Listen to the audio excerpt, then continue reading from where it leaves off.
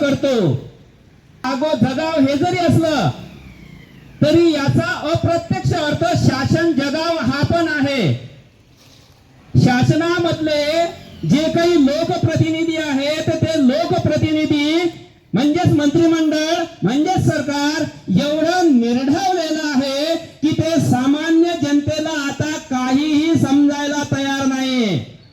याचं कारण असं आहे की त्यांना माहित आहे माझ्या समोर बसलेल्या भगिनी काय केलं म्हणजे काय करून सत्तेवर बसता येते.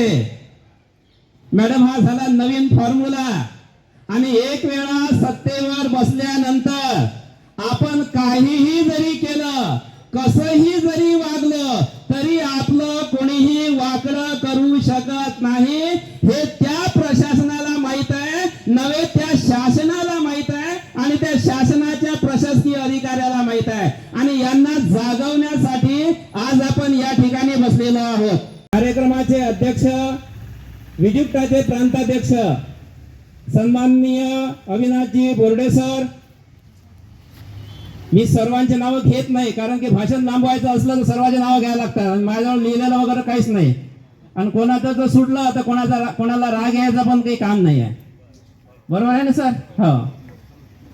तर विजुक्ता केंद्रीय कार्यकारिणीचे संपूर्ण पदाधिकारी, विजुक्ता केंद्रीय कार्यकारिणीचे संपूर्ण सदस्य, पाचही जिल्हा अमरावती, यवतमाळ, वाशिम, बुलढाणा पाचही जिल्ह्याचे अध्यक्ष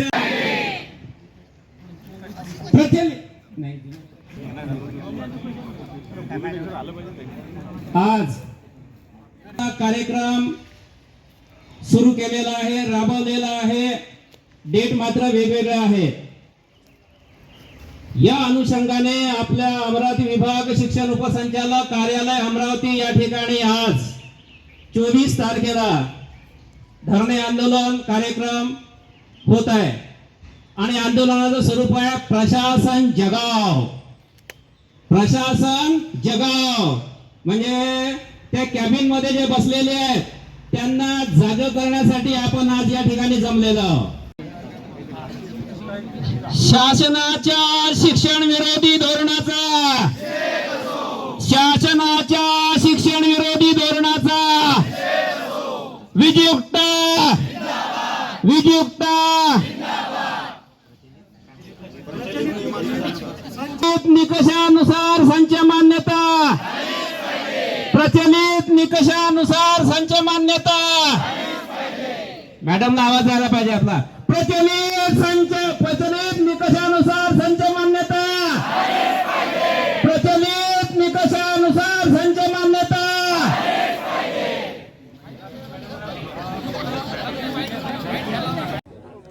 विजुक्ता संघटनेचा अध्यक्ष डॉक्टर अविनाश बोर्डे बोलतो. या शिक्षण उपसंचालक कार्यालयावर या महिन्याच्या 1 तारखेला आणि परत आता 24 तारखेला संच मान्यतेच्या विरोधात जी संच मान्यता ऑनलाईन शासन करू पाहते आहे त्या संच मान्यतेमध्ये प्रचलित असणारे सगळे निकष डावलून अन्यायकारक निकष याच्यामध्ये लादल्या जात आहे. याच्यामुळे हजारो शिक्षक अतिरिक्त होत आहेत, CHB होत आहेत, पार्ट टाईम पण शिक्षक होत आहे. अनुदानित शिक्षण व्यवस्था डबघाईस आणणे आणि समांतर पेड एज्युकेशनला प्रोत्साहन देणे अशा प्रकारची ह्या शासनाची नीती आहे. या शासन नीतीचा आम्ही धिक्कार करतो. आज आणि टप्प्याटप्प्याने राज्यभर हे आंदोलन होते आहे. 30 तारखेला आझाद मैदानावर राज्याचं सुद्धा आंदोलन आयोजित केलेलं आहे.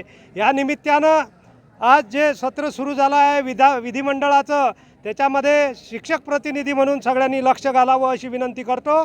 आणि प्रचलित निकषाद्वारे जर संच मान्यता मिळाली नाही तर ती आम्ही स्वीकारणार नाही आणि आंदोलनाच्या रूपात यानंतर प्रचंड आंदोलन करून आम्ही अनुदानित व्यवस्था निश्चितपणे समाजासाठी उपलब्ध राहील यासाठी प्रयत्न करणार आहे. आणि म्हणून संच मान्यता हे प्रचलित निकषानुसार मिळावी अशी आमची आग्रही भूमिका आहे.